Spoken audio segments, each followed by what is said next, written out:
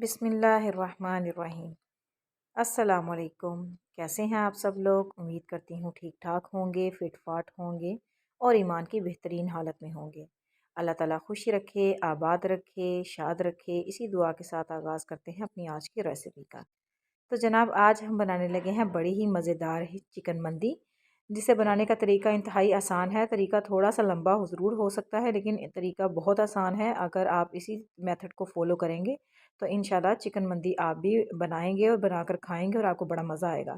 तो जनाब चिकन मंदी बनाने के लिए जो इंग्रेडिएंट्स यहाँ पर मुझे चाहिए वो कुछ इस तरह से है। काली मिर्च का पाउडर है, हल्दी पाउडर है, जायफल पाउडर है और नमक है मेरे पास एक एक खाने का चम्मच भर के।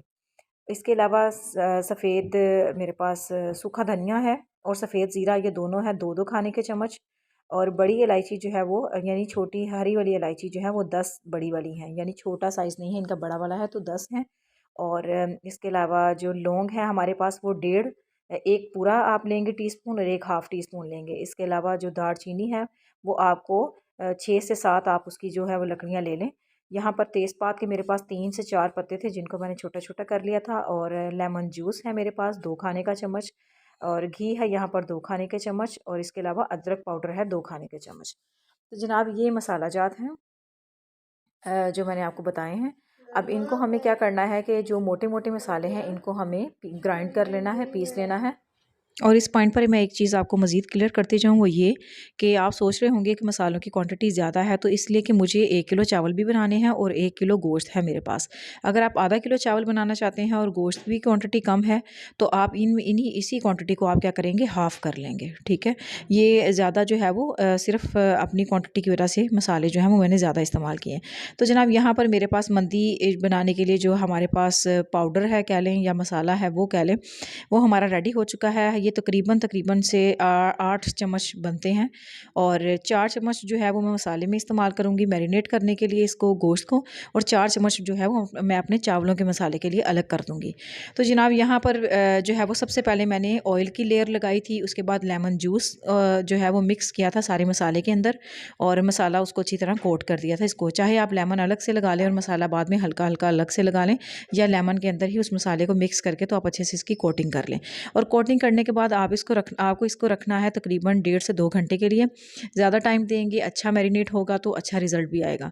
तो यहाँ पर जो है वो मैंने भी कम से कम 1.5 से 2 घंटे इसको रखा था और मैरिनेट करके। तो अब इसको जो है हम क्या करेंगे, इसको स्टीम करेंगे।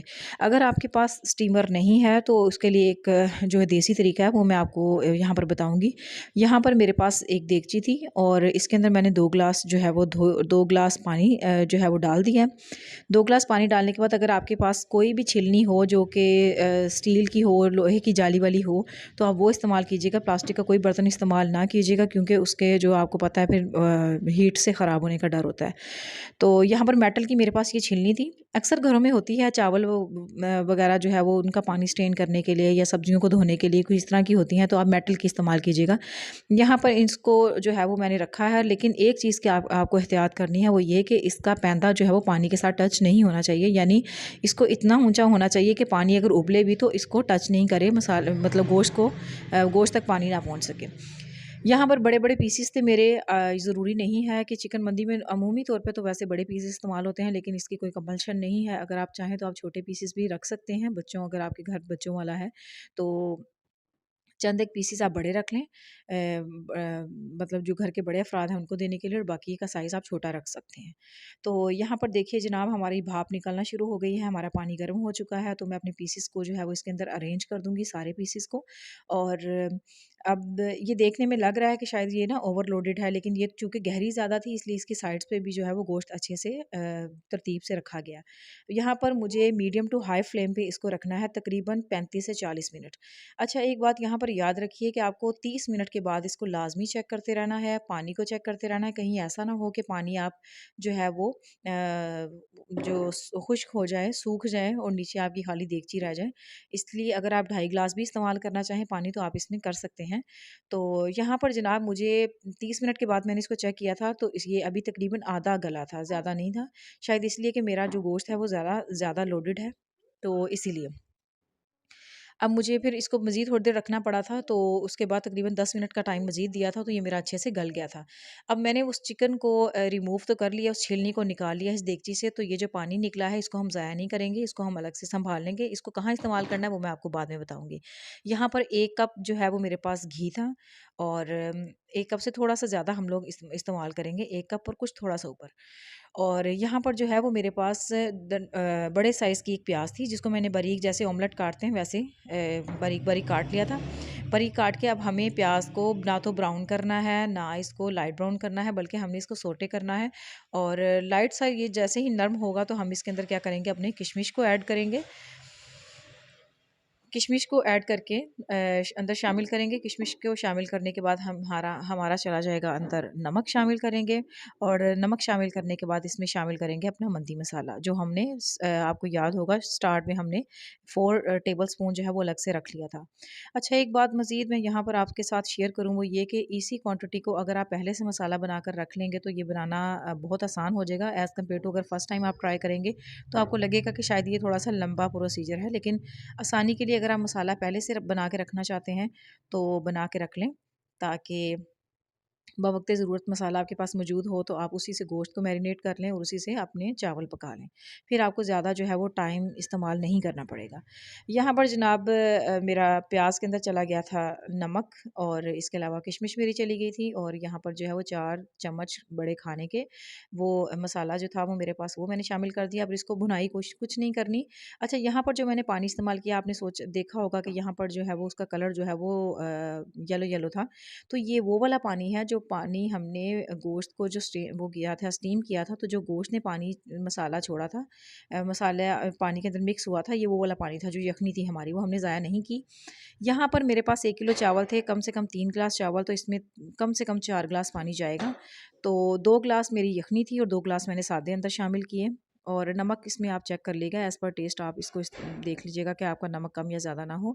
यहाँ चावल थे और इनको मैंने कम से कम आधा घंटा पहले जो है वो भिगो लिया था, और भिगो के पानी ऊपर से रिमूव कर दिया था।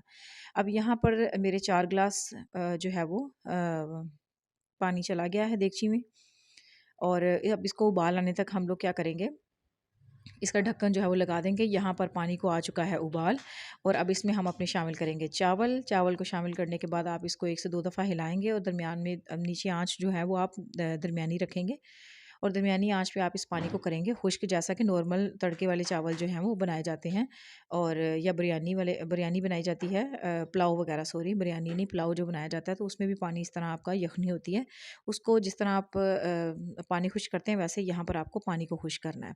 तो जनाब पानी यहाँ पर मेरा खुश्क हो चुका है, हल्का-हल्का था, दम का पॉइंट आ चुका था। तो दम देने से पहले आपने यहाँ पर क्या करना है, अगर तो आपके पास ये फ्राई प्याज़ है तो आप इस्तेमाल कर रहे, नहीं है तो कोई मसला नहीं।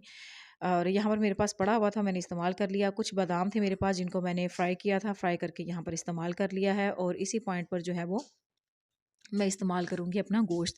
यानी अब लास्ट लेयर जो है वो हमें इस्तेमाल करनी है अपने गोश्त की, जो हमें स्टार्ट में स्टीम किया था, और स्टीम करके हमने साइड पे रख लिया था। अब यहाँ पर तरतीब से आप अपने जो है वो पीसेस, चिकन पीसेस लगाते जाएँ, और लगाने के बाद यहाँ पर जो लास्ट स्टेप है वो हमारा कुछ इस तरह होना था कि आपको एक अदद फॉइल पेपर लेना है, उसके अंदर कोयले के एक पीस को अच्छी तरह दूसरे चूल्हे पे गर्म करने के बाद, आप उस पेपर के अंदर रखने के बाद आपको हल्का सा ऊपर से ऑयल डालना है। डालने के बाद आपने दम दे देना है। तो अगर आपके पास फॉइल पेपर नहीं है तो आप किसी बर्तन के अंदर रख के भी इसको दम दे सकते हैं। जब तक यहाँ पर हमारे चावलों को दम आ रहा है तो यहाँ पर जो है वो हम लोग अपनी चटनी बना लेते हैं। 2 अदद टमाटर थे, 3 से 4 लहसुन के जवे थे, और 3 से 4 मेरे पास हरी मिर्चें, 2 चम्मच 2 खाने के चम्मच जो है वो लेमन जूस था, और एक जो है वो मुट्ठी भर के मेरे पास अ, धनिये की थी। इन सबको हमने करना है ग्राइंड। और यहाँ पर देखिए अल्हम्दुलिल्लाह अल्हम्दुलिल्लाह मेरे चावल जो हैं वो बन के तैयार हो चुके हैं, और बड़ी ही खूबसूरत शक्ल है इसकी, और माशाल्लाह अल्हम्दुलिल्लाह बड़ा ज़ायकेदार भी थे। और मुझे यहाँ पे दम मैंने नहीं लगाया, जैसा कि मैंने आपको पहले बताया था कि मेरे पास कोयला अवेलेबल नहीं था। मैंने बहुत तलाश किया लेकिन मुझे नहीं मिल सका। तो ये ऑप्शनल है, अगर आप कोयले का दम देना चाहते हैं दे लें, ज़्यादा टेस्ट आएगा। लेकिन अगर नहीं देंगे तो इसके कह लेंगे इसके ज़ायके में कोई ख़ास फ़र्क नहीं आएगा। बहरहाल बहुत ही मज़ेदार, बहुत ही शानदार और बहुत ही लज़ीज़ है।